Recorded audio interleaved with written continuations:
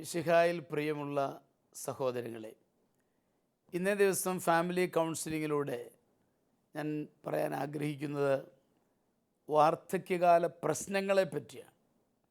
എന്ന് പറയുമ്പോൾ 4 തലങ്ങളിലാണ് പ്രശ്നങ്ങൾ ഉണ്ടാവുന്നത്. ഏതൊക്കെയാണ് നമുക്കൊന്ന് നോക്കാം. ഒന്നാമതായിട്ട് ശാരീരികമാണ്, ഫിസിക്കൽ സൈഡ് എന്ന് നമുക്ക് പറയാം. ശാരീരിക മാറ്റങ്ങൾ വരും. ഉദാഹരണമായിട്ട് നമുക്ക് ചെറിയ കാഴ്ചക്കുറവ്, ജരാനരകൾ, കേൾവിക്കുറവ്, കഷണ്ടി, മുടി കൊഴിച്ചിൽ, ശാരീരിക ബലക്ഷയം, ആരോഗ്യം നഷ്ടപ്പെടൽ, സൗന്ദര്യനഷ്ടം, ശ്വസന പ്രശ്നങ്ങൾ ഇവയൊക്കെ അനുഭവപ്പെടുന്ന സമയമാണ്. അപ്പോൾ ഇതിന് ആവശ്യമായ വിശ്രമവും ചികിത്സയും ആവശ്യമാണ്. പരിഹാരം കൂടെ പറഞ്ഞു പോവുകയാണ്. പിന്നെ ഈ സമയത്ത് ചെറിയ പറ്റുന്നത് പോലെ യോഗ പരിശീലനമൊക്കെ നല്ലതാണ്. ചെറിയ എക്സർസൈസുകളൊക്കെ ചെയ്യുന്നത് നമുക്ക് നന്മയാണ്. പുലർത്തുന്ന വ്യക്തികളുണ്ട് എന്നുള്ളത് ഞാൻ ഈ അവസരം സൂചിപ്പിക്കുകയാണ്. രണ്ടാമത് വൈകാരിക പ്രശ്നങ്ങൾ, ഇമോഷണൽ ആയിട്ടുള്ള പ്രോബ്ലംസാണ്. ഏകാന്തത ഇവിടെ ഒരു വലിയ പ്രശ്നമാണ്. ഒഴിഞ്ഞ കൂടിൻ്റെ ഒരു പ്രതീതി ഉണ്ടാകും. ആർക്കും ഇപ്പോൾ നമ്മളെ വേണ്ട എന്ന് തോന്നൽ. ഇവിടെ ഞാനൊരു പെരുന്നാൾ പ്രസംഗത്തിന് ചെന്നതാണ്. അപ്പോൾ അവിടെ ഉണ്ടായ അച്ഛന്മാരുടെ ഇടയിലൊരു സംഭാഷണം ഉണ്ടായി. ഇപ്പം നോട്ടീസ് എടുത്ത് നോക്കിയപ്പം എല്ലാം കൊച്ചച്ഛന്മാരുടെ പേരുകളാണ് എഴുതിയിരിക്കുന്നത്. ഉടനെ ഒരച്ഛനൊരു കമൻറ്റ്, അച്ഛനച്ചിന് പ്രായമുള്ള അച്ഛനാണ്, എല്ലാവർക്കും ഇപ്പോൾ കൊച്ചന്മാരെ മതി, നമ്മളൊക്കെ ആരാ എന്ന്. അതൊരു ഏകാന്തയുടെ അനുഭവം ചിലപ്പോൾ ഈ സമയത്തുണ്ടാകാവുന്നതാണ് എന്ന് ഞാൻ സ്നേഹപൂർവ്വം സൂചിപ്പിക്കുകയാണ്. ഒരു നഷ്ടബോധം, അധികാരം കൈവെടിയാനുള്ള വൈമുഖ്യമൊക്കെ ഇവിടെ ഉണ്ടാകും. വിട്ടുപോകാനായിട്ടൊരു ബുദ്ധിമുട്ട് ചിലർക്കുണ്ടാവുന്നുണ്ട്. ഇതൊക്കെ ഈ പ്രായത്തിലുണ്ടാകാവുന്ന ഒരു കാര്യമാണ്. അഭിവന്യ ഇരുമ്പൻ പിതാവിനെ പറ്റി ഞാൻ പറയാറുണ്ട്. 75 വയസ്സായ ഉടനെ തന്നെ അദ്ദേഹം അന്ന് തന്നെ റിട്ടയർ ചെയ്യുകയാണ്. ബാക്കി കാര്യങ്ങളെല്ലാം വികാരി അച്ഛന്മാരെ ഏൽപ്പിച്ചിട്ട് നേരെ അരമനയിൽ നിന്ന് പോയി ഒരു മഠത്തിൽ ഗസ്റ്റ് റൂമിൽ വിശ്രമിക്കുന്നതായിട്ട് മനസ്സിലാക്കുന്നുണ്ട്. അത്ര എളുപ്പമുള്ള കാര്യമൊന്നുമല്ല. അദ്ദേഹം ആത്മീയതയുടെ നിറവിൽ അങ്ങനെ ചെയ്തു എന്നുള്ളതാണ്. പലർക്കും സ്ഥാനങ്ങളൊക്കെ ഉപേക്ഷിച്ച് പോകാനുള്ള ബുദ്ധിമുട്ടുണ്ട്. അത് കുടുംബജീവിതമാണെങ്കിലും അത് ഉണ്ട് എന്നുള്ളത് ഞാൻ സൂചിപ്പിക്കുകയാണ്. സ്വാതന്ത്ര്യം നഷ്ടപ്പെടുന്നു എന്ന തോന്നൽ. ഞങ്ങൾക്ക് ഇഷ്ടപ്പെടത്ത് ഇഷ്ടമുള്ള പോകാൻ പറ്റുകയില്ല. ചില പ്രായമുള്ളവരോട് പറയും, അടങ്ങി ഒതുങ്ങി അവിടെ ഞാൻ ഇരിക്കേ, ഇറങ്ങി നടന്നേച്ച് വീണേച്ച് വന്നാൽ പിന്നെ ഇവിടെ നോക്കാൻ വല്ലവരുണ്ട്. ഇങ്ങനെയൊക്കെയുള്ള കമൻസ് ഉണ്ടാകുമ്പം അതൊരു ബുദ്ധിമുട്ടായിട്ട് വരികയാണ്. ആശ്രയബോധം വർദ്ധിക്കുന്നു.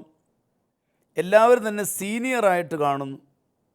ചെറുപ്പക്കാരൊക്കെ വലിയ സീനിയറായിട്ടുള്ള ആളാണ്, കമ്പനി വിടാൻ കൊള്ളുകയില്ല, ഇങ്ങനെയുള്ള ചിന്തകളൊക്കെ വരുന്നു.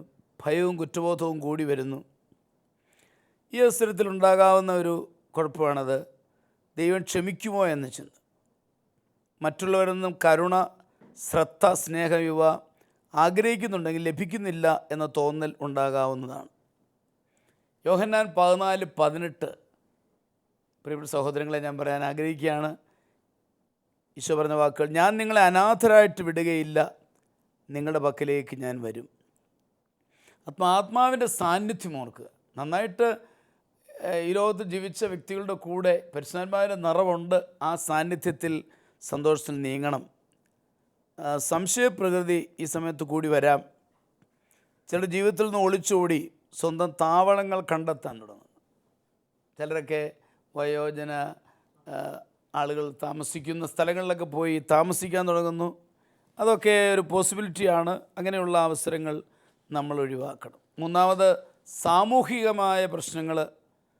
സമൂഹത്തിലെ മൂല്യവ്യതിയാനങ്ങൾ വാർദ്ധക്യത്തെ ദോഷകരമായി ബാധിച്ചു. ഈ മാറ്റങ്ങൾ ഉൾക്കൊള്ളാനും അവയോട് ഇണങ്ങിപ്പോകാനും ബുദ്ധിമുട്ട് അനുഭവപ്പെടുന്നു. കൂടാതെ വാർദ്ധക്യത്തിൽ അനുഭവപ്പെടുന്ന ജോലിയില്ലായ്മ, തങ്ങൾ മറ്റൊരു ഗ്രൂപ്പായിട്ട് വേർതിരിക്കുമെന്ന് തോന്നൽ, സമൂഹത്തിൽ സ്ഥാനമില്ല എന്ന് തോന്നൽ, സമൂഹ ബന്ധങ്ങൾ സ്ഥാപിക്കാനുള്ള കഴിവ് കുറവ്, ഇങ്ങനെയുള്ള പ്രശ്നങ്ങളെല്ലാം ഉണ്ടാകും. ഇതൊന്നും ചിന്തിക്കാതെ ധൈര്യമായി മുന്നോട്ട് പോകണമെന്നാണ് എനിക്ക് പറയാനുള്ളത്. നാലാമത്, മതാത്മക പ്രശ്നങ്ങളുണ്ട്. ദൈവസ്നേഹത്തെക്കുറിച്ചുള്ള സംശയഭാവം, കുറ്റബോധം, മരണഭീതി, പഴയതുപോലെ മതകാര്യങ്ങളിൽ ഇടപെടാനും പ്രവർത്തിക്കാനും പറ്റാത്തുള്ള ദുഃഖം, മതാത്മക സൗഹൃദത്തിൻ്റെ കുറവ്, ഇവയൊക്കെ വാർദ്ധക്യകാല പ്രശ്നങ്ങൾ കാരണമാകുന്നു.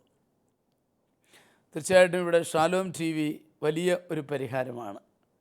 കാരണം അങ്ങനെയുള്ള വ്യക്തികൾക്ക് ഷാലോം ടി വി കാണാനും അവർക്ക് ആവശ്യമായവയെല്ലാം അതിലൂടെ എല്ലാ തലങ്ങളിലും നൽകുന്നുണ്ട്. അപ്പോൾ അത് പ്രായമുള്ളവർക്ക് വലിയൊരു ആശ്വാസമായിട്ട് കാണുന്നുണ്ട്. ഞാൻ പ്രത്യേകം എടുത്തു പറയാൻ ആഗ്രഹിക്കുകയാണ്. ഒരു കുമ്പസാരം, ധ്യാനമൊക്കെ കഴിയുന്നിടത്തോളം അങ്ങനെയുള്ളവർക്ക് നമുക്ക് അവൈലബിൾ ആക്കാനായിട്ട് സാധിക്കണം. 1 യോഹന്നാൻ 4:8 ദൈവം സ്നേഹമാണ് എന്ന് വിശ്വസിക്കും. 1 യോഹന്നാൻ 4:16 ദൈവം സ്നേഹമാണ്, ദൈവം അവനിൽ വസിക്കുന്നു എന്ന ബോധ്യത്തോടെ വാർദ്ധക്യത്തെ കാണാനും അതിനെ സന്തോഷപ്രദമാക്കുവാനും കഴിയട്ടെ എന്ന് ആശംസിച്ചുകൊണ്ട് ഇന്നത്തെ കത്തുകളിലേക്ക് നമുക്ക് കിടക്കാം. ഇന്ന് ആരുടെ കത്താണുള്ളത്? ഇന്നത്തെ ആദ്യത്തെ കഥ തോട്ടയ്ക്കാട്ട് നിന്ന് ദിവ്യ എഴുതുന്നതാണ്. ഞാൻ 41 വയസ്സുള്ള ഒരു കുടുംബിനിയാണ്. ഞങ്ങൾക്ക് 2 മക്കളുണ്ട്. ഞാൻ ഈ വീട്ടിൽ വന്നത് മുതൽ എൻ്റെ ഭർത്താവിൻ്റെ മദ്യപാനമാണ് ഞാൻ കാണുന്നത്. ഇവിടുത്തെ അപ്പനും കുടിക്കും. ഇവിടെ കുടുംബ പ്രാർത്ഥന പതിവില്ല. ആ സമയം TV കണ്ടുകൊണ്ടിരിക്കും. എൻ്റെ മക്കളും ആ ശൈലിയിലാണ് നീങ്ങുക. അവർ എല്ലാവരെയും ധിക്കരിക്കുന്നു. ഞാൻ മടുത്തു. എന്തിനാണ് ഈ ജീവിതമെന്ന് പലപ്പോഴും ചിന്തിച്ചു പോകുന്നു. പാപി ചെല്ലുന്നിടം എല്ലാം പാതാളം എന്ന് പറയും പോലെ എൻ്റെ വീട്ടിലും എനിക്ക് സ്നേഹം കിട്ടിയിട്ടില്ല, ഇവിടെയും കിട്ടുന്നില്ല. വളരെയേറെ നിരാശയോടെയാണ് ഞാൻ ഈ കത്ത് എഴുതുക. മറുപടി ഷാലോം ടി വിയിലൂടെ തന്നാൽ മതി. തീർച്ചയായിട്ടും ദിവ്യ, ഞാൻ മനസ്സിലാക്കുന്നു.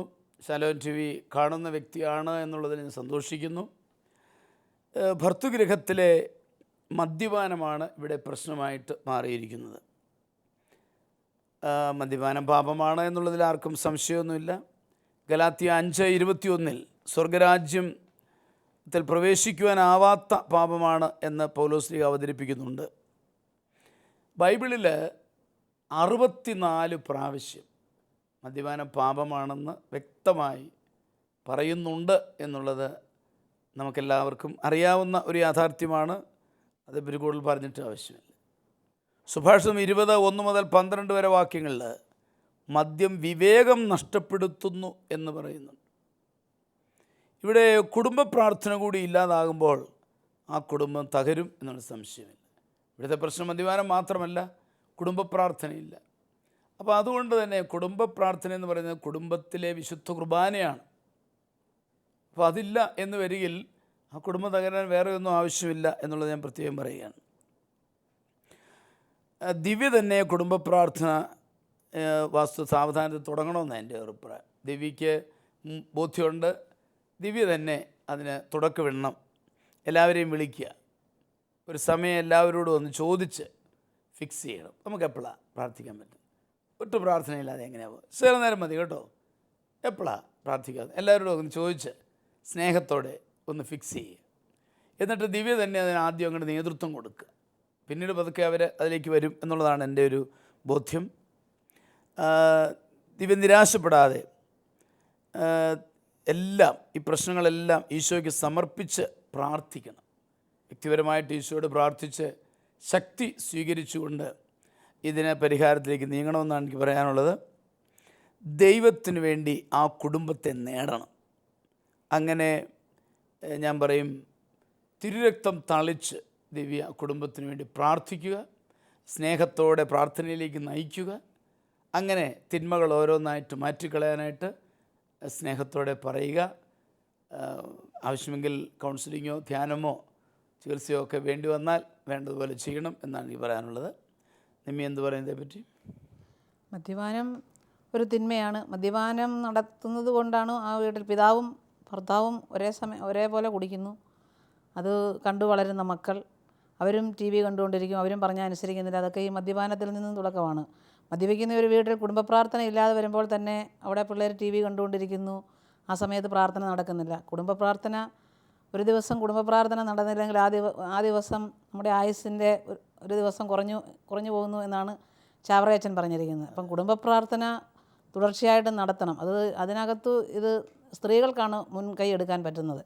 അപ്പം ഈ ദിവ്യ തന്നെ അതിന് മുൻകൈ എടുത്ത് കുടുംബ പ്രാർത്ഥന നടത്തുക. മക്കളെ കൂട്ടി ആദ്യമേ എല്ലാവരോടും ഒരു അഭിപ്രായം ചോദിച്ചിട്ടൊരു സമയം കണ്ടെത്തി മക്കളെ കൂട്ടി അവർ വരുന്നില്ല എങ്കിൽ മക്കളെയും കൂട്ടി പ്രാർത്ഥിക്കുക. കുറേ നാൾ ഈ പ്രാർത്ഥന കണ്ടു കഴിയുമ്പോൾ ഭർത്താവും പിതാവും എല്ലാം വരാൻ സാധ്യതയുണ്ട്. ചിലപ്പോൾ ആ സമയത്തായിരിക്കും അവർ മദ്യപിക്കാൻ പോകുന്നത്, അറിയത്തില്ല. അപ്പം ആ സമയം കഴിഞ്ഞ് വരുമ്പോഴോ അവർ വരുന്ന സമയത്ത് മദ്യപാനം കഴിഞ്ഞാൽ വരുന്നെങ്കിൽ അവർക്ക് ലക്കൊന്നും കാണത്തില്ലല്ലോ. അപ്പം അതുകൊണ്ട് ഏതെങ്കിലും ഒരു സമയം നോക്കി മദ്യപിക്കാതെ ഇരിക്കുന്ന സമയത്ത് കുടുംബ പ്രാർത്ഥന തുടങ്ങുക. എല്ലാ ദിവസവും ഇവർ പ്രാർത്ഥിക്കുക.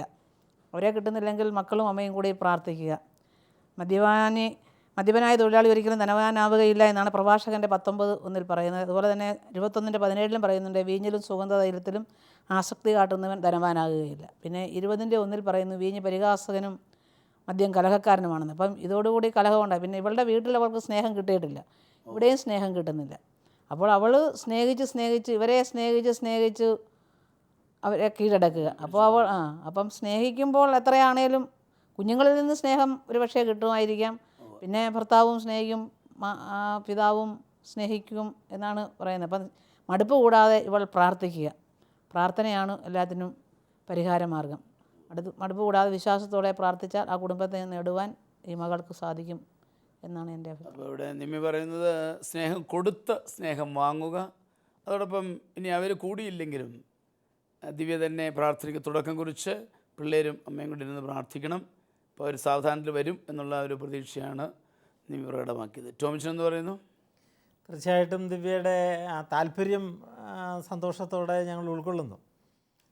പക്ഷേ ഞാൻ വളരെയേറെ നിരാശയോടെയാണ് ഈ കത്ത് എഴുതുന്നത് പറഞ്ഞത്. അത്രയും നിരാശയുടെ ആവശ്യമില്ല എന്നത് ഒന്ന് ഞാൻ പറയുക. തീർച്ചയായിട്ടും നമ്മുടെ ദൈവത്തിന് അസാധ്യമായിട്ടൊന്നുമില്ല. പൗലോസ്ലീഹ പറഞ്ഞിരിക്കുന്നത് ഈ പൂർണ്ണമായിട്ട് നമ്മൾ സമർപ്പിച്ചുകൊണ്ട് നമ്മൾ ഇറങ്ങി തിരിച്ചാൽ കർത്താവിന് അസാധ്യമായിട്ടൊന്നും ഇല്ലാത്തതുപോലെ നമുക്കും അസാധ്യമായിട്ടൊന്നുമില്ല. നിർബന്ധപൂർവം ചില കാര്യങ്ങൾ നമ്മൾ ചെയ്യേണ്ടതുണ്ടെന്നാണ് എനിക്ക് തോന്നുന്നത്. ഒന്ന്, ഈ അപ്പൻ തന്നെ മദ്യപിക്കുന്നയാൾ, അപ്പം കുടുംബത്തിൽ ദിവ്യ കയറി വന്ന സമയം മുതലേ മദ്യപാനമുണ്ട്. അപ്പം അതിനെ ഇച്ചിരൂടെ നേരത്തെ ഒന്ന് ഉണർന്നിരുന്നെങ്കിൽ കുറേ കൂടെ മാറ്റം വരുത്താൻ പറ്റിയേനെന്ന് എനിക്ക് തോന്നുന്നു. ഇപ്പം പിള്ളേരോട് ഈ അവസ്ഥയിൽ പോകും എന്നുള്ളൊരു ഭയമാണ് ഇപ്പം ദിവ്യ ഇതിനകത്ത് കൊണ്ടുവന്നത്. നേരത്തെ ഇച്ചിരിയെങ്കിലും കോംപ്രമൈസ് ചെയ്തിരുന്നോ എന്ന് എനിക്കറിയില്ല. ഏതായാലും ഇന്ന് മുതലേ ദിവ്യ നിർബന്ധപൂർവം ഇതിൽ നിന്ന് പിന്തിരിയുവാനുള്ള സ്റ്റെപ്പുകൾ എടുക്കണം. തീർച്ചയായിട്ടും അച്ഛൻ പറഞ്ഞതുപോലെ മക്കളെ കൂട്ടി പ്രാർത്ഥിക്കാമല്ലോ, നിർബന്ധമായിട്ടും അത് തുടങ്ങണം. 2, ദിവ്യയ്ക്ക് വീട്ടിൽ നിന്ന് സ്നേഹം കിട്ടിയിട്ടില്ല, ഇവിടുന്ന് സ്നേഹം കിട്ടുന്നില്ല എന്നുള്ളതാണ്. പക്ഷേ സ്നേഹം കൊടുത്താലേ സ്നേഹം കിട്ടത്തുള്ളൂ. സ്നേഹം കൊടുക്കണം. കൊടുക്കും തോറുമേ നമുക്ക് കിട്ടത്തുള്ളൂ. ഈശോ എന്നെ പറഞ്ഞു, ഞങ്ങൾ അമർത്തി കുലുക്കി കൊടുത്തു കഴിഞ്ഞാലേ നമുക്ക് തിരിച്ചു കിട്ടത്തുള്ളൂ. അപ്പം സ്നേഹം സ്വന്തമായിട്ട് അവരെയൊക്കെ സ്നേഹിക്കാൻ ദിവ്യ തന്നെ പ്രാർത്ഥിക്കുക. പ്രാർത്ഥിച്ച് നടക്കുമ്പോഴും ജോലി ചെയ്യുമ്പോഴൊക്കെ അവരെ സ്നേഹിച്ച് പ്രാർത്ഥിച്ചാൽ അവർക്ക് സ്നേഹം കൊടുക്കാൻ പറ്റും. ഇല്ലെങ്കിൽ കൊടുക്കാൻ പറ്റത്തില്ല. അവരോടുള്ള വെറുപ്പും വിദ്വേഷവും ആവും നമ്മുടെ ഉള്ളിൽ നിൽക്കുന്നതെങ്കിൽ നമുക്ക് അവർക്ക് സ്നേഹം കൊടുക്കാൻ പറ്റത്തില്ല, നമുക്കില്ലാത്തത് കൊടുക്കാൻ പറ്റത്തില്ല. അപ്പോൾ അതുകൊണ്ട് ആദ്യമേ ഈ അമ്മായിയപ്പനെയും ഭർത്താവിനെയും കുഞ്ഞുങ്ങളെയും ഒക്കെ സ്നേഹിക്കുക. സ്നേഹിച്ച് അവരെ സ്നേഹം കൊണ്ട് നിറച്ച് കഴിയുമ്പോഴത്തേക്ക് അവർക്ക് സ്നേഹം കൊടുക്കാൻ നമുക്ക് പറ്റും. അപ്പോൾ ആ ഒരു സ്റ്റെപ്പിൽ ആദ്യമേ ഇപ്പം മറ്റാർക്കും ഇത് മുൻകൈ എടുക്കാൻ പറ്റത്തില്ലല്ലോ ആ കുടുംബത്തിൽ, ആ ഒരു സാഹചര്യമാണ്.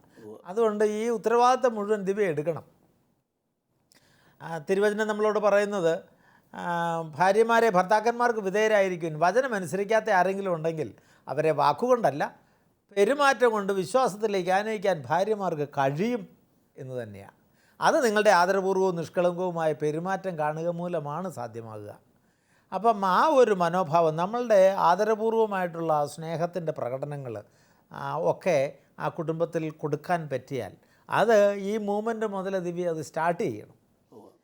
അങ്ങനെയാണെങ്കിൽ ഒത്തിരി നീണ്ടു പോകാതെ ദിവ്യ ആഗ്രഹിക്കുന്നത് പോലെ ആ കുടുംബത്തെ തിരിച്ചു കൊണ്ടുവരാൻ പറ്റും.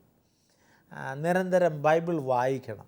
ഞാൻ ദിവ്യയോട് പറയാം, ഈ 91-ാം സങ്കീർത്തനം എല്ലാ ദിവസവും ഉറക്ക വായിര്. അച്ഛൻ പറഞ്ഞല്ലോ, സായാഹ്ന പ്രാർത്ഥന നമ്മളുടെ ദിവ്യ ബലിയ, സായാഹ്ന പ്രാർത്ഥന നമ്മളുടെ കുടുംബത്തിൻ്റെ ബലിയ. അപ്പം അത് മുടക്കാതിരിക്കാൻ ശ്രമിക്കുക. ഇനി ഒന്നും വേണ്ടെന്നേ, ആ പ്രാർത്ഥന മുറിയിലല്ല ഈ രൂപം വെച്ചിരിക്കുന്നിടത്ത് 91-ാം സങ്കീർത്തനം എല്ലാ ദിവസവും ഉറക്കെ അങ്ങ് പ്രാർത്ഥിക്കുക. സാധിക്കുമെന്നുണ്ടെങ്കിൽ 51 സങ്കീർത്തനം അനുതാപത്തിൻ്റെ കീർത്തനമാണ്. ഇത് രാവിലെയും വൈകിട്ടുമായിട്ട് സങ്കീർത്തനങ്ങൾ ചൊല്ലി ഒരു ബോധ്യത്തിലേക്ക് വരിക, അതുപോലെ കുടുംബത്തിൽ പ്രാർത്ഥന സജീവമാക്കുക. അങ്ങനെ സ്നേഹത്തോടു കൂടി, സ്നേഹം കൊണ്ട് സ്നേഹം സ്വീകരിക്കാനായിട്ട് കൊടുത്ത് സ്വീകരിക്കാൻ ശ്രദ്ധിക്കണം എന്നൊരു ടോമിൻസൺ പ്രത്യേകം പറയുകയായിരുന്നു. അതുകൊണ്ട് ദിവ്യ മോളെ കത്തെഴുതിയതിന് പ്രത്യേകം നന്ദി പറയുകയാണ്. ഒരു ബോധ്യത്തോടു കൂടി, ഈ കർത്താവിനെ ഏൽപ്പിച്ച കുടുംബമാണെന്ന ബോധ്യത്തോടു കൂടി, പ്രതീക്ഷയോടെ, നിരാശയില്ലാതെ പ്രതീക്ഷയോടുകൂടി പ്രാർത്ഥിക്കുകയും വേണ്ടതുപോലെ സ്നേഹം കൊടുത്ത് പ്രവർത്തിക്കുകയും ചെയ്താൽ അവിടുന്ന് നേടാൻ കഴിയും. ഞങ്ങളുടെ പ്രാർത്ഥന നേരുകയാണ്. അടുത്ത കത്തിലേക്ക് കിടക്കുക അല്ലേ. അടുത്ത കത്ത് എഴുതുന്ന തിരുവനന്തപുരത്ത് നിന്നും ഓമന എന്നയാളാണ്. ബഹുമാനപ്പെട്ട അച്ഛ, ഞാൻ സാധാരണ അച്ഛൻ്റെ ഫാമിലി കൗൺസിലിംഗ് കാണുന്നയാളാണ്. ഞാനും എൻ്റെ ഭർത്താവും ഗവൺമെൻറ് സർവീസിൽ ജോലി ചെയ്യുന്നു. ഞങ്ങൾക്ക് 3 മക്കൾ. മൂത്ത മകൻ ഹയർ സെക്കൻഡറിയിൽ പഠിക്കുന്നു. അവൻ കുറേ നാളായി മൊബൈൽ ഫോൺ വേണമെന്ന് നിർബന്ധം പിടിച്ചിരിക്കുകയാണ്. അവൻ്റെ നിർബന്ധത്തിന് വഴങ്ങി ഞാൻ ഹസ്ബൻഡിനോട് ഈ വിവരം പറഞ്ഞു. ഇപ്പോൾ അതിൻ്റെ ആവശ്യമില്ല, ആവശ്യമുള്ളപ്പോൾ വാങ്ങിച്ചു കൊടുത്തുകൊള്ളാം എന്നാണ് അദ്ദേഹത്തിൻ്റെ മറുപടി. എന്നാൽ ആ മറുപടിയിൽ അവൻ സംതൃപ്തനല്ല. അവൻ്റെ കൂട്ടുകാർക്കെല്ലാം ഉണ്ട്. ഇവിടെ എന്താണൊരു പ്രത്യേകത എന്നാണ് മറുചോദ്യം. അത് ഒരു വലിയ ഇഷ്യൂ ആക്കി മാറ്റിയിരിക്കുകയാണ്. അവൻ്റെ കൂട്ടുകാരുടെ പേരൻസിനെ പലരെയും ഞാൻ വിളിച്ചു. അവരുടെ മക്കൾക്കൊക്കെ മൊബൈൽ ഉണ്ട് താനും. അതിൽ തെറ്റില്ലെന്നാണ് അവരുടെ അഭിപ്രായം. ഞാൻ അവൻ്റെ ക്ലാസ് ടീച്ചറിനെ വിളിച്ചു. അവരും അതിൽ തെറ്റില്ലെന്നാണ് പറയുന്നത്. തിരുവനന്തപുരം സിറ്റിയല്ലേ, ഒരു ആവശ്യം വന്നാൽ ഉപയോഗിക്കാമല്ലോ എന്നാണ് മറുപടി. ഹസ്ബൻഡ് അവൻ്റെ നിർബന്ധത്തിന് വഴങ്ങുന്നില്ല. ഞാൻ എന്ത് ചെയ്യണം? ശാലോമിലൂടെ മറുപടി പ്രതീക്ഷിക്കുന്നു. തീർച്ചയായിട്ടും അവനെ എഴുതിയ കത്ത് നന്നായിട്ട് വായിച്ചു. അവനെ മനസ്സിലാക്കുന്നുണ്ട്. ഈ പ്രശ്നം ഇന്ന് പല കുടുംബങ്ങളിലും ഉള്ളതാണ് എന്നാണ് എൻ്റെ ഒരു അഭിപ്രായം. എന്നാൽ ഇവിടെ ഓമനയുടെ ഭർത്താവിൻ്റെ തീരുമാനം വളരെ നല്ലതാണ് എന്നെനിക്ക് പറയാനുണ്ട്. ഒരുപക്ഷെ ഇത് കേൾക്കുന്ന എല്ലാവരും അംഗീകരിച്ചെന്ന് വരില്ല, എങ്കിലും അത് നല്ലതാണ് എന്ന ബോധ്യമാണ് എനിക്കുള്ളത്. ആവശ്യമുള്ളപ്പോൾ തരാം എന്നുള്ളത് ഉറപ്പിക്കുക. പലയിടത്തു നിന്നും സ്വാധീനങ്ങൾ ഉണ്ടാവാം. പലരും പറഞ്ഞേക്കാം, ഓ അങ്ങ് മേടിച്ചു കൊടുത്താൽ പോരെ, ഇതിനകത്തും പ്രശ്നം എന്തിനാ. എന്നാൽ തീരുമാനം മക്കളെ പറഞ്ഞ് മനസ്സിലാക്കി കൊടുക്കണം. എന്തുകൊണ്ടാണ് ഞാനിങ്ങനൊരു തീരുമാനം എടുത്തത്? അത് തീർച്ചയായിട്ടും അവന് പറഞ്ഞു കൊടുക്കണം. അത് കൊച്ചല്ലേ, അവന് പറഞ്ഞു കൊടുക്കണ്ട, ഇപ്പോൾ വേണ്ടാവേ എന്ന് പറഞ്ഞാൽ പോരാ. ഒന്ന് പറഞ്ഞവനെ മനസ്സിലാക്കി കൊടുക്കുന്നത് നല്ലതാണ്. അവനെ എൻ്റെ ഒരു അഭിപ്രായം, അവധിയൊക്കെ വരുമ്പം ഒരു യുവജന ധ്യാനത്തിന് അയക്കുന്നത് നല്ലതാണ്. കാരണം അതിലൂടെ അവന് ഒരു മാറ്റം ഉണ്ടാവാൻ സാധ്യതയുണ്ട്. ഇതിന് വാസ്തവത്തിൽ ഓമനെ അവനെ സ്നേഹിച്ച് സന്നദ്ധനാക്കുക. സ്നേഹത്തോടു കൂടി എന്നോട് പറഞ്ഞതൊക്കെ ഒരാവശ്യമാണെന്ന ബോധ്യത്തോടു കൂടി അവനെ അതിനൊരുക്കുന്നത് നല്ലതാണ്. കൂടാതെ തിരുരക്തം തളിച്ച് പ്രാർത്ഥിക്കുക. ഇങ്ങനെയുള്ള ആ പ്രശ്നത്തിൽ നിന്ന് വിമോചനം കിട്ടണം. അവനിങ്ങനോട് കൂട്ടുകാരുടെയൊക്കെ നിർബന്ധം കൊണ്ടാണ് എനിക്കറിയാം. എന്നാലും അത് ഈശോയുടെ ആ തിരുരക്തം തളിച്ച് പ്രാർത്ഥിക്കുമ്പോൾ മോചനം ലഭിക്കും എന്നുള്ള സംശയമില്ല. നല്ല മാതൃത്വവും പിതൃത്വവും എന്ന് പറയുന്നത് പിള്ളേർ ചോദിക്കുന്നതൊക്കെ കൊടുക്കുക എന്നതല്ല. അങ്ങനൊരു ധാരണ പ്രശ്നമുണ്ട് പലർക്കും. അയ്യോ, പിള്ളേർ ചോദിച്ചാൽ കൊടുക്കാതിരിക്കാൻ പറ്റുമോ? അതല്ല നല്ല മാതൃത്വം പിതൃത്വം. പിന്നെന്താണ്? അവർക്ക് ഏറ്റവും വലിയ നന്മ ഏതാണെന്ന് മനസ്സിലാക്കി അതനുസരിച്ച് അവരെ നയിക്കുന്നതാണ് നല്ല മാതൃത്വവും പിതൃത്വവും. അത് മനസ്സിലായി, അതാണ് ഉത്തരവാദിത്വമുള്ള മാതൃത്വം. അത് നമ്മൾ ചെയ്യണം. 1 സാമുവേൽ 3:13 പറയുന്നുണ്ട്, മക്കളെ നമ്മൾ തിരുത്തേണ്ടതിന് ആവശ്യകത ഊന്നിപ്പറയുകയാണ്. തിരുത്തേണ്ട ആവശ്യകതയാണ് അവിടെ ഊന്നിപ്പറയുന്നത്. അതുകൊണ്ട് തിരുത്തണം. ഇവിടെ ഈ തിരുത്തലുകൾ നടത്തിയത് നല്ലതാണെന്ന് തന്നെയാണ് ഞാൻ പറയുന്നത്. പ്രാർത്ഥിക്കുക, ശാന്തമായിട്ട് അതിനെ കൈകാര്യം ചെയ്യാനായിട്ട് സാധിക്കും എന്നാണ് എനിക്ക് പറയാനുള്ളത്. ഇതേപ്പറ്റി ടോമിൻസൺ എന്ന് പറയുന്നു. തീർച്ചയായിട്ടും അച്ഛൻ പറഞ്ഞത് ഞാനും അടിവരയിടുക. ഓമനയുടെ ഹസ്ബൻഡിൻ്റെ തീരുമാനമാണ് കറക്റ്റ്. ഞങ്ങളുമൊക്കെ കുഞ്ഞുങ്ങൾക്ക് എത്ര നിർബന്ധിച്ചിട്ടും ആ പ്രായത്തിൽ മൊബൈൽ മേടിച്ച് കൊടുത്തിരുന്നില്ല. അപ്പം ഒത്തിരിയേറെ നിർബന്ധം അതിൻ്റെ പിന്നിലൊക്കെ ഉണ്ടായിട്ടുണ്ട്, എങ്കിലും കൊടുത്തിട്ടില്ല. ഇപ്പോഴും എല്ലാവർക്കും കൊടുത്തിട്ടില്ല. ഇപ്പം MA പഠിക്കുന്ന മോക്കൊന്നും മൊബൈൽ കൊടുത്തിട്ടില്ല. ഞാൻ പറഞ്ഞത് അതൊക്കെ ആവശ്യമാകുന്ന അവസരത്തിൽ അത്യാവശ്യം വേണ്ടത് മതി. ഇപ്പം മൊബൈൽ വന്നാലേ പഠിക്കാൻ പറ്റൂ, അല്ലെങ്കിൽ തിരുവനന്തപുരം സിറ്റി ആയതുകൊണ്ട് ടീച്ചർ അങ്ങനെ പറഞ്ഞായിട്ടാണ് മനസ്സിലാക്കുന്നത്. തിരുവനന്തപുരം സിറ്റി അല്ലേ, ഒന്ന് കയ്യിലിരുന്നോട്ടെ, അതൊക്കെ ഇപ്പോഴത്തെ ഒരു മുടന്തൻ ന്യായങ്ങൾ എന്നുള്ളതേ ഉള്ളൂ. ഈ കാലഘട്ടത്തിലേക്ക് അത് വേണം എന്നുള്ളതൊക്കെ തെറ്റായ ഒരു ചിന്തയാണ്. നമ്മുടെ കുഞ്ഞുങ്ങൾ പഠിക്കാനായി ഇപ്പം പള്ളിക്കൂടത്തിൽ പോകണേ, മൊബൈലിൽ ഞെക്കി ഞെക്കി ഞെക്കി അവൻ്റെ ചിന്തകളും അവൻ്റെ വിചാരങ്ങളും ഒക്കെ വ്യത്യസ്തമായിട്ട് കളഞ്ഞിട്ട് അവൻ വേറൊരു തലത്തിലേക്ക് പോകുന്നതിന് പേരൻസ് അനുവദിക്കാതിരിക്കുന്നതാണ് നല്ലത്. അതുകൊണ്ട് അവൻ തോണ്ടിയും പിടിച്ചും ആ ഒരവസ്ഥയിലോട്ട് പോകണ്ട. അതിനെ ഈ ഓമന സപ്പോർട്ട് ചെയ്യരുത്. മോനോട് അറ്റാച്ച് ചെയ്തിട്ട് അത് വേണ്ട. അത് അവനെ അച്ഛൻ പറഞ്ഞ പോലെ കാര്യം പറഞ്ഞ് മനസ്സിലാക്കി കൊടുക്കണം. ഞാൻ ഓമനയോടൊരു കാര്യം കൂടെ പറയട്ടെ. നമ്മുടെ വീട്ടിലെ വിളക്ക് കത്തിച്ച് വെച്ചിരിക്കുക. ഒരു നീന്തി നടക്കുന്ന ഒരു കൊച്ചുണ്ട്. ഈ കൊച്ച് തലയും കുലിക്ക് വലിയ സന്തോഷത്തോടെ ആ വിളക്കെ പിടിച്ച് കളിക്കാൻ വന്നാൽ ഓമന കൊച്ചിന് വിളക്ക് കൊടുക്കുമോ? അവനെ ഒന്നിൽ അവനെ എടുത്ത് മാറ്റും, അല്ലേ ആ വിളക്കെടുത്ത് മാറ്റും. രണ്ടിലേതായാലും അവൻ കരയുമെന്നുള്ളതാണ് യാഥാർത്ഥ്യം. തീർച്ചയായിട്ടും അവൻ എത്ര കരഞ്ഞാൽ ഈ വിളക്ക് കൊടുക്കത്തില്ലല്ലോ. കൊടുത്താൽ അതിൻ്റെ ഭവിഷ്യത്ത് എന്നാ നമുക്കറിയാം. ഇതും തീയാ പ്രിയമുള്ളവർ. കുഞ്ഞുങ്ങളുടെ കയ്യിൽ തീയെ കൊടുത്തും അത് മടി വെച്ചുകൊണ്ട് പോകരുതെന്ന് പറഞ്ഞാൽ മടി വെച്ചാൽ അത് അപകടമാണ്. അത് മടി വെക്കും അവർ. അതുകൊണ്ട് അവൻ ഇച്ചിരൂടെ പക്വതയും പ്രാകതയും ഒക്കെ ആകട്ടെ. ആയി കഴിയുമ്പോഴത്തേക്കും അവന് മൊബൈൽ കൊടുത്താൽ മതി. ഇത് ഇവൻ്റെ മാത്രം വിഷയമല്ല. ഈ കേൾക്കുന്ന പ്രേക്ഷകരെല്ലാം അത് ഉൾക്കൊള്ളുന്നത് നല്ലതായിരിക്കും. പക്വതയോടെ അത് ഉപയോഗിക്കാനുള്ള പക്വതയായി കഴിയുമ്പം ഇല്ലെങ്കിൽ ഇതിനകത്തൂടെ എന്തെല്ലാമാ കയറി വരുന്നതെന്നുള്ളതും ഏതെല്ലാം പിള്ളേർ കാണണ്ടാത്തതും ഒക്കെ കണ്ട് കുഞ്ഞുങ്ങളുടെ മനസ്സും ചിന്തയും ഹൃദയവും എല്ലാം നശിപ്പിച്ച് കളഞ്ഞിട്ട് എന്ത് നേടാനാ? അതുകൊണ്ട് കഴിവുള്ള എല്ലാവരും കൊച്ചു കുഞ്ഞുങ്ങളുടെയിൽ പള്ളിക്കൂടത്തിൽ പോലും, ഇത് +2 ഹയർ സെക്കൻഡറി ഇല്ല, 7ാം ക്ലാസ്സിൽ പോലും ഈ അച്ഛൻ പറഞ്ഞ പോലെ തോണ്ടുന്ന മൊബൈലുമായിട്ട് വരുന്ന പിള്ളേരുണ്ട്. അതൊക്കെ നാശത്തിലേക്ക് കലാശിക്കൂ. അതിൻ്റെ ആവശ്യമില്ല. അവൻ്റെ അപ്പനെടുത്ത സ്റ്റെപ്പ് വളരെ കറക്റ്റാണ്. ആവശ്യം വരുമ്പോഴത്തേക്ക് കൊടുക്കാം നമുക്ക്. അവൻ ഇച്ചിരൂടെ പക്വതയാകട്ടെ, പ്രായമാകട്ടെ, അത് മതി. ആ ഒരു തീരുമാനത്തിലേക്ക് പോകുന്നതായിരിക്കും നല്ലത്. തീർച്ചയായിട്ടും അച്ഛൻ പറഞ്ഞതുപോലെ നല്ല ധ്യാനത്തിന് അവനെ വിട്ട്, അല്ലെങ്കിൽ അവധിക്കാലത്ത് ഏതെങ്കിലും വരുമ്പോഴത്തേക്ക് നല്ല ധ്യാനത്തിനൊക്കെ വിട്ട്, കൂട്ടുകാർ ചെയ്യുന്നതെല്ലാം നമ്മൾ ചെയ്യണമെന്നില്ല. കൂട്ടുകാർക്ക് മാതൃകയായിട്ട് അവൻ നിൽക്കണം എന്നവനെ ബോധ്യപ്പെടുത്തിയാൽ ഒരു പക്ഷേ അത് കൊള്ളാമല്ലോ എന്നൊരു തോന്നൽ അവന് വരും. എല്ലാവരും ഒഴുക്കിന് എതിരെ നീന്തുന്ന നാടാണ് നല്ലത്. ആ ഒരു ചിന്ത കൊടുക്കുന്നത് നല്ലതാണ്. പിള്ളേരല്ലേ, അവർ നല്ല ചിന്തകൾ കൊടുത്താൽ അവർ ഉൾക്കൊള്ളും. ശാന്തമായിട്ട് അങ്ങനെ ആ ഒരു തലത്തിലേക്ക് വരട്ടെ. അപ്പോൾ തീർച്ചയായിട്ടും കയ്യിൽ തീ കൊണ്ട് കൊടുക്കരുത് എന്നുള്ള ചിന്തയിൽ തന്നെയാണ് ടോമിസ് നിൽക്കുക. അത് വളരെ സ്നേഹത്തോടെ കൈകാര്യം ചെയ്യാൻ ഓമനിക്ക് സാധിക്കും എന്നുള്ളത് എടുത്ത് പറയുകയാണ്. നിമ്മി എന്ത് പറയുന്നു? ഞാൻ പറയുന്നത് കുടുംബനാഥൻ എന്ന നിലയിൽ ആ ഭർത്താവ് പറയുന്നത് അനുസരിക്കുക എന്നുള്ളതാണ് അവിടെ പ്രധാനം. അനുസരണയാണല്ലോ ബലിയേക്കാൾ ശ്രേഷ്ഠം. അപ്പം മകൻ ഈ ഹയർ സെക്കൻഡറിയിൽ പഠിക്കുന്ന മകന് ഒരു തരത്തിലും മൊബൈലിൻ്റെ ആവശ്യമേ ഇല്ല. സ്കൂളുകളിലൊന്നും ഇത് അനുവദിക്കുന്നുണ്ടോ എനിക്കറിയില്ല. സ്കൂളുകളിലൊക്കെ അനുവദിക്കുന്നില്ല, എങ്കിലും കൊണ്ടുവരുന്നുണ്ടായിരിക്കും. കോളേജുകളിൽ പോലും അനുവദിക്കുന്നില്ല. SB കോളേജുകളിലൊന്നും മൊബൈൽ കൊണ്ടുപോകാൻ പാടില്ല. അങ്ങനെ അവിടെ ചെന്നാലത് പിടിക്കപ്പെടും. അങ്ങനെയാണ്. അപ്പം പിന്നെ ഈ പിന്നെ ഹയർ സെക്കൻഡറി പഠിക്കുന്നതില്ല. പിന്നെ തിരുവനന്തപുരം സിറ്റി ആയതുകൊണ്ട് അറിയത്തില്ല. ഇനിയും സ്കൂളിലെ ക്ലാസ് ടീച്ചറിനെ വിളിച്ച് ചോദിച്ചപ്പം കൊണ്ടുവരുന്നത് കൊണ്ട് കുഴപ്പമില്ല, ഒരാവശ്യം വന്നാൽ ഉപയോഗിക്കാമെന്നാണല്ലോ പറയുന്നത്. അപ്പം മൊബൈലിൽ കൂടെ അനേകം തിന്മകൾ കടന്നു വരുന്നുണ്ട്. അപ്പോൾ അത് കുട്ടിയെ വഴിതെറ്റിക്കാൻ ഇടയുള്ളത് കൊണ്ടാണല്ലോ മാതാപിതാക്കൾ പറയുന്നത് അതിൻ്റെ ആവശ്യമില്ല, ആവശ്യമുള്ളപ്പോൾ ഞങ്ങൾ വാങ്ങിച്ച് തന്നുകൊള്ളാം എന്ന് പറയുന്നുണ്ട്. അപ്പം അവൻ ശാന്തമായിട്ടിരിക്കുക, ശാന്തമാവുക, ഞാൻ ദൈവമാണെന്നറിയുക എന്ന് ബൈബിൾ പറയുന്നത് പോലെ അവൻ്റെ മാതാപിതാക്കൾ അവൻ്റെ ദൈവമാണ്.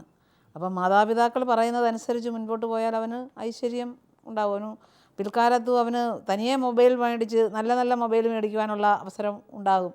അപ്പം മാതാപിതാക്കൾ പറഞ്ഞനുസരിച്ച് ജീവിക്കുന്നതാണ് നല്ലത്. മാതാപിതാക്കൾക്ക് അറിയാമല്ലോ എന്തെല്ലാം തരണം വേണ്ട എന്നുള്ളത്. അപ്പം തീർച്ചയായിട്ടും മാതാപിതാക്കളെ അനുസരിച്ചുകൊണ്ട് നന്മയുടെ വഴിയിലൂടെ പോകുവാൻ കുഞ്ഞ് ശ്രമിക്കട്ടെ. അതുപോലെ നമ്മൾ ഇന്ന് കത്തെഴുതിയ ഓമന അതിനായിട്ട് കുഞ്ഞിനെ പ്രേരിപ്പിക്കുകയും പ്രോത്സാഹിപ്പിക്കുകയും ചെയ്യട്ടെ എന്നുള്ളതാണ്. ഓമനെ തീർച്ചയായിട്ടും ഓമന ആ ഒരു ബോധ്യത്തോട് തന്നെ ഭർത്താവ് പറഞ്ഞതുപോലെ തന്നെ അത് നല്ല മാർഗം സ്വീകരിച്ച് അത് കുടുംബത്തെ രക്ഷിച്ചെടുക്കുവാനായിട്ട് പരിശ്രമിക്കണം എന്നുള്ളതാണ് ഞങ്ങൾക്ക് പറയാനുള്ളത്. ഞങ്ങൾ പ്രാർത്ഥിക്കാൻ, ഞങ്ങളെ കേൾക്കുന്ന എല്ലാവരും നിങ്ങളുടെ കുടുംബത്തിന് വേണ്ടി പ്രാർത്ഥിക്കും എന്ന് ഞാൻ വിശ്വസിക്കുകയാണ്. നമുക്ക് ഈ കുടുംബങ്ങളെ സമർപ്പിച്ച് പ്രാർത്ഥിക്കാം. നല്ലവനും സ്നേഹനിധിയുമായ പൊന്നുതമ്പുരാനെ, ഇന്ന് ഞങ്ങൾ അങ്ങയുടെ തിരുമുമ്പാകെ സമർപ്പിച്ച ദിവ്യയുടെ കുടുംബത്തെയും ഓമനയുടെ കുടുംബത്തെയും അങ്ങയുടെ തിരുമുമ്പാകെ സമർപ്പിക്കുന്നു. ആ കുടുംബത്തിലെ പ്രശ്നങ്ങൾ അങ്ങ് മനസ്സിലാക്കുന്നു.